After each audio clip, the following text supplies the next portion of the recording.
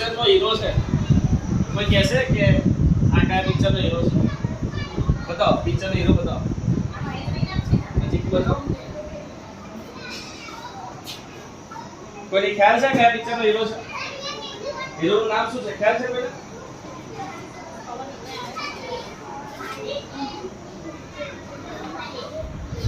બોલો કોઈને ખ્યાલ છે? નથી ખ્યાલ ને? ઓકે આ બાજુ આ ભારતનો હીરો છે. ભારતનો હીરો એટલે ભારતીય છે અને બાકીના ત્રણ છે બહારના છે એટલે બહારના દેશના છે એટલે ફોરેનર છે હે ને એ બી હીરો છે.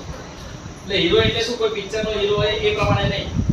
હવે આ ભારતમાં છે ને વૈજ્ઞાનિક છે એસ્ટ્રોનોટ છે. એસ્ટ્રોનોટ કોને કહેવાય? એ જે અવકાશમાં જાય ને અવકાશ યાત્રી કહેવાય ને એને અંગ્રેજીમાં એસ્ટ્રોનોટ કહેવાય અથવા તો એ એરોસ્પેસ એન્જિનિયર છે. એટલે જે ઉપર જાય રોકેટથી ઉપર જાય અને પછી ત્યાં જે ઉપર જે સેટેલાઇટ હોય એની અંદર બેસે એની માહિતી લે એની અંદર કોઈ ખામી હોય તો એ ખામીને દૂર કરે. એન્જિનિયર હોય ને એન્જિનિયર શું કરે? એક ખામી હોય તો ખામીને દૂર કરે ને પહેલા લીધો. તો એ વ્યક્તિ જે છે એનું નામ છે સુધાંશુ શુક્લા. જો અહીંયા જો નામ લખેલું છે સુધાંશુ શુક્લા. હવે સુધાંશુ શુક્લા છે ને એ આજે કઈ તારીખ થઈ? 12 તારીખ થઈ. ગઈકાલે 11મી તારીખે એ સુધાંશુ શુક્લા અને એમની આખી ટીમ એટલે કે બીજા 3 જણા એ ત્રણ એસ્ટ્રોનોટ્સ એ ઉપર ગયા રોકેટ દ્વારા સ્પેસ શટલ દ્વારા રોકેટ દ્વારા ઉપર ગયા અને જે ઉપર જે એક મોટું સેટેલાઇટ હોય સેટેલાઇટ કે જેની અંદર એ સ્પેસ શટલ જે છે એ સ્પેસ શટલ એની અંદર બંધ બેસશે એની અંદર જશે એની અંદર જે શું કરશે તો એની અંદર જે ખોરાક લઈ ગયા હોય ભોજન જોઈએ ને ઉપર અરે તો ખોરાક લઈ ગયા હોય બીજા સાધનો લઈ ગયા હોય એ બધું ત્યાં એની અંદર બેસશે અને કામ કરશે. હવે ઉપરથી શું કામ કરશે?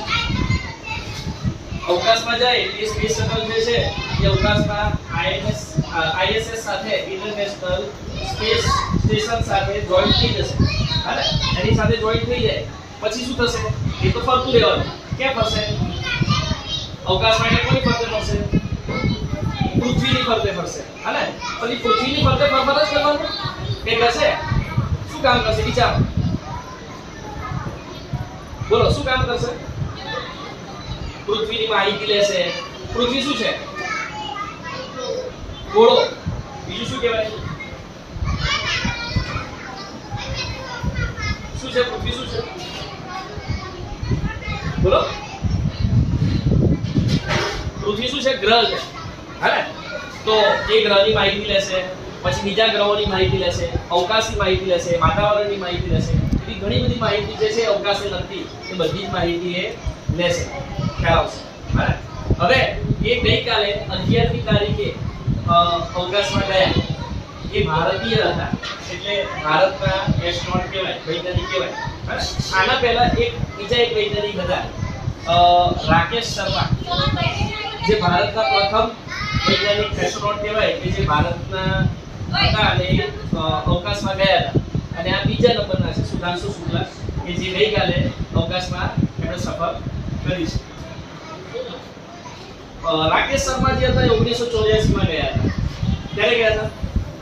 1984 માં. અત્યારે કઈ ચાલે છે? કયું વર્ષ ચાલે છે? 2025. તો કેટલા વર્ષ પહેલા ગયા હતા? કોઈ ખ્યાલ છે?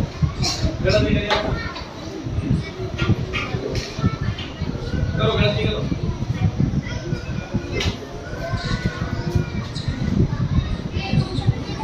કેટલા થશે?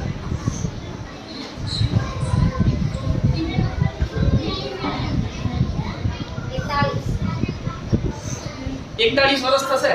હા એટલે 41 વર્ષ પછી ફરીથી બીજા ભારતીય વિજ્ઞાનમાં ભારતીય એસ્ટ્રોનોટ્સ કે જે ઉપર અવકાશમાં જશે અને અવકાશમાં પહોંચશે અને સંશોધન કરશે. ખ્યાલ આવી ગયો? કોઈ તમને બીજા કોઈ વૈજ્ઞાનિકના યાદ આવે તો બીજા વૈજ્ઞાનિક કે જે ભારતના હોય નામ જાણીતું હોય એવું કોઈ વિચારો જે નામ યાદ આવે સુનિતા વિલિયમ્સ. ચલો બીજું કોઈ? સુનિતા વિલિયમ્સ ને બીજો કોઈને કઈ યાદ આવતું હોય તો બોલો.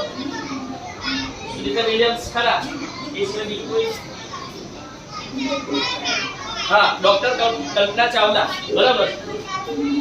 કલ્પના ચાવલા પણ ભારતના નહોતા અને સુનિતા વિલિયમ્સ પણ છે ભારતના નહોતા. એ મૂળ નાગરિક નથી.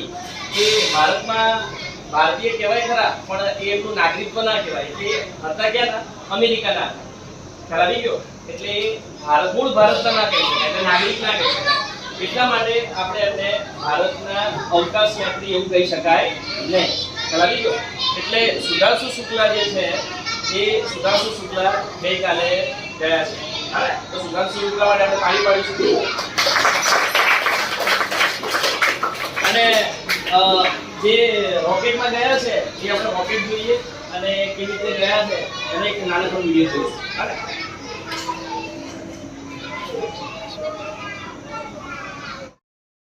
दुनिया की सबसे महंगी जगह है और आपको जानकर हैरानी होगी कि इसे बनाने में लगभग 36 शटल फ्लाइट का यूज किया गया था और तब जाकर ये बनकर तैयार हुआ था। और जब 2011 में स्पेस शटल प्रोग्राम को बंद कर दिया गया तब अमेरिका अपने एस्ट्रोनॉट और पेलोड को भेजने के लिए रूस के सोयूज रॉकेट का सहारा लेना शुरू किया। इस वजह से नासा पूरी तरीके से रूस पर डिपेंडेंट हो चुका था।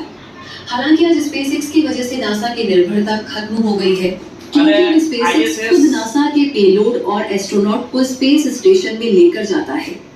और यहाँ पर भी आपको जानकर हैरानी होगी कि इसका मास लगभग 4.5 लाख किलो के आसपास है और ये जब धरती का चक्कर लगाता है तो उस समय इसकी गति 7.5 किलोमीटर पर सेकंड के आसपास होती है। इसलिए इसको धरती का चक्कर लगाने में सिर्फ और सिर्फ 1.5 घंटा लगता है, यानी कि धरती का पूरा सफर महज 90 मिनट में पूरा होता है, जिसकी वजह से स्पेस स्टेशन एक दिन के अंदर धरती का 15 बार चक्कर लगाता है।